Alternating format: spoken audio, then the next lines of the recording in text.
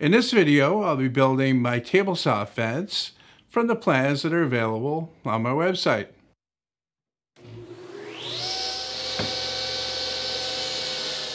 And if you're interested in building one of these for yourself, there's a link in the description that'll take you right there. After printing the plans, I got started cutting out the parts and getting those ready. And I'm not going to show much of that other than to go into a bit more detail on a couple of the parts that are a little bit tricky or demand more precision, like these ones right here. The hole I'm drilling has to be located in exactly the same place on each one. So I've set my fence on the drill press with a stop block, and that gives me the same location every time.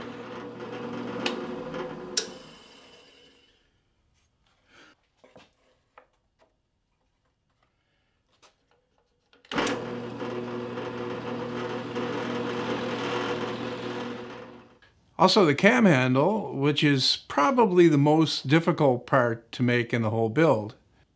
Now, in the original build, I laid this out in two pieces before drilling the holes, but here I'm going to glue them together, clamp that up and let it dry before drilling them both together.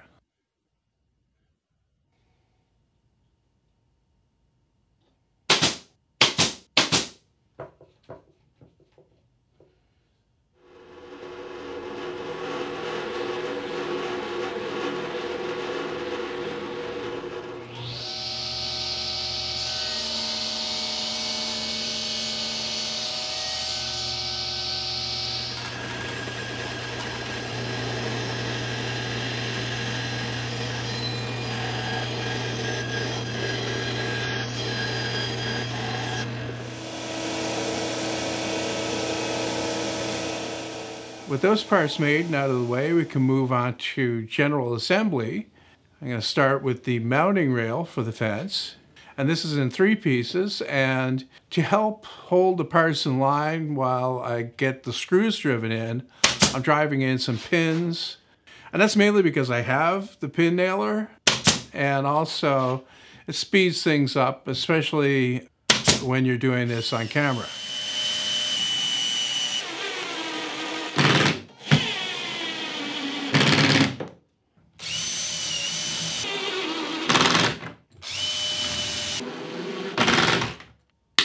To fasten the third part to the bracket, I need to shorten the 1-inch screws that I have.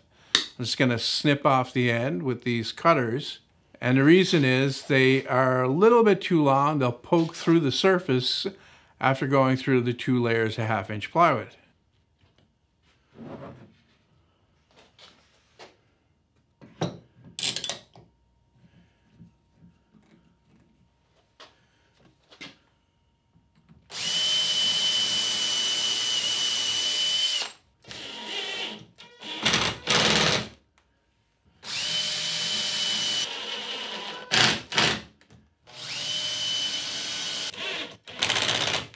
Next, I can get the fence rail itself put together, and this is just 2 layers of 1/2-inch plywood.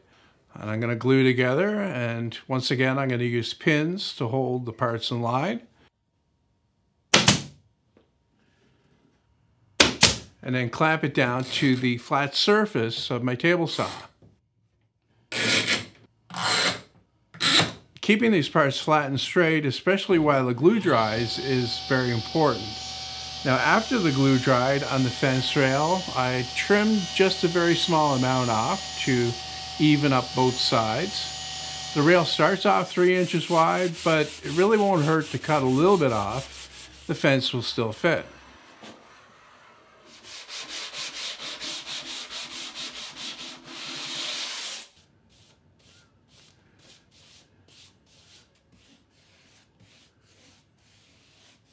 This is the T for the fence, and once again, this is assembled with glue and pins to hold it in place until I can get the screws driven.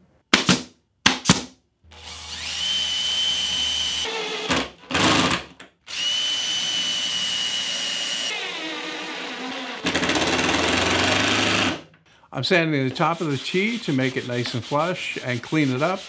because it'll be visible and it'll be hard to sand after I glue on the spacer block, which I'm doing right here.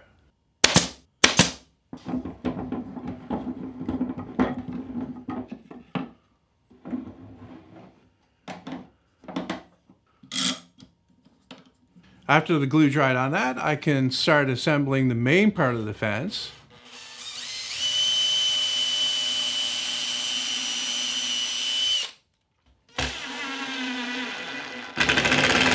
And it's very important that this lines up square with the T. So I've drawn a line on my workbench to check that, and I'll continue to check it after I complete each step.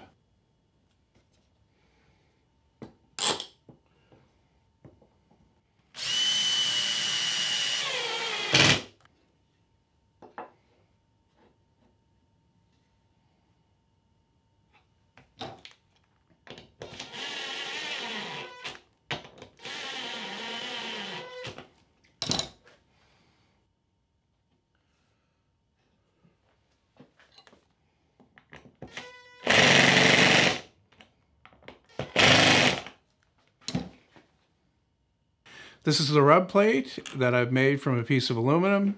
And this gets fastened at the end, but not tightly. You want to loosen the screw slightly after you get it driven in all of the way.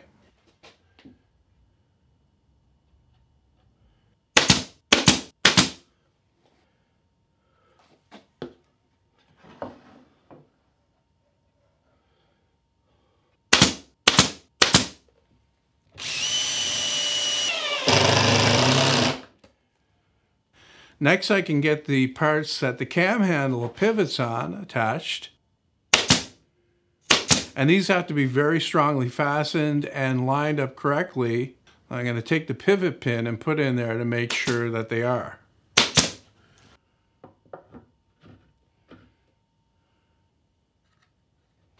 And with that done, I can get the cam handle put in and check the action against the rub plate.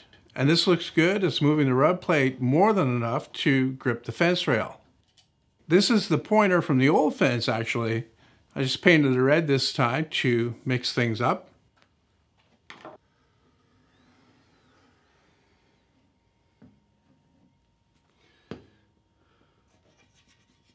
With the sides attached, I can get the top of the fence put on.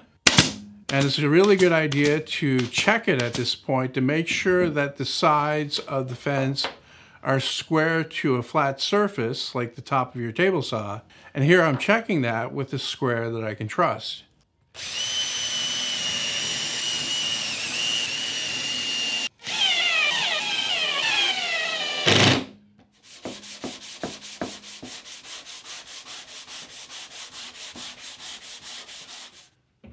While I'm waiting for the glue to dry on the fence, I can get the mounting bracket for the rail attached to the front of the saw. And I made a simple gauge to help me locate it. And once again, I'm going to use a pin to hold it while I drill and drive a screw.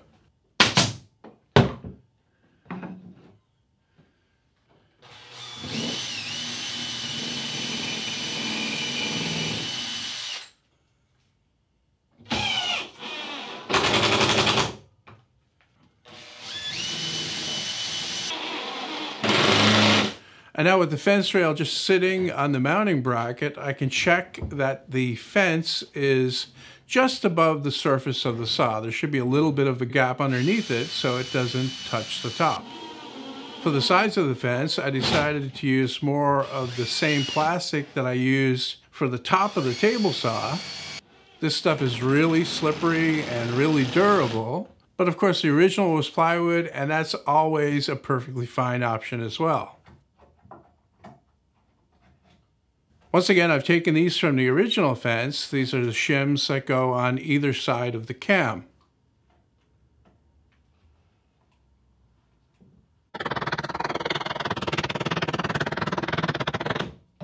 With that done, everything is assembled. All I need to do is get it lined up on the saw. And there's not a whole lot to this. What I do is I put one screw in the end of the fence rail, and then line up the fence with the blade as close as I possibly can. And then tighten the screw on the other end of the rail before doing a test cut.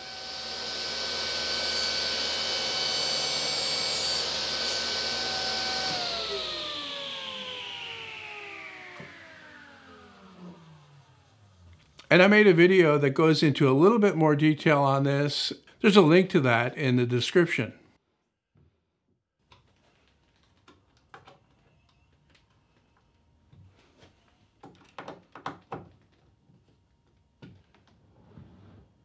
I'm moving the fence over tight to the blade so I can mark the 0 location for the stick-on tape that I'll be putting on next.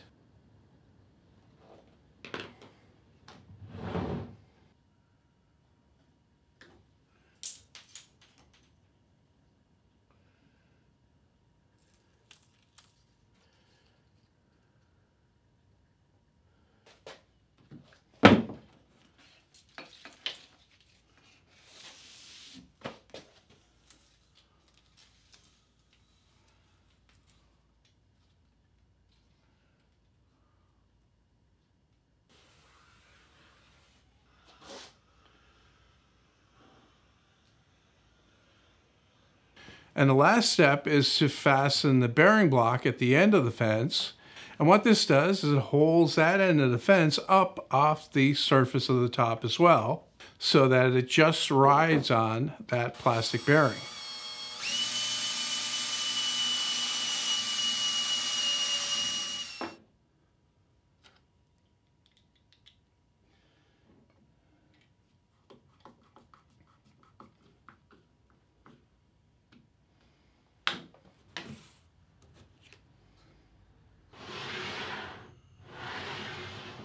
So that's it. Like I said in the beginning, there are plans available for this fence, and there's a link to those in the description.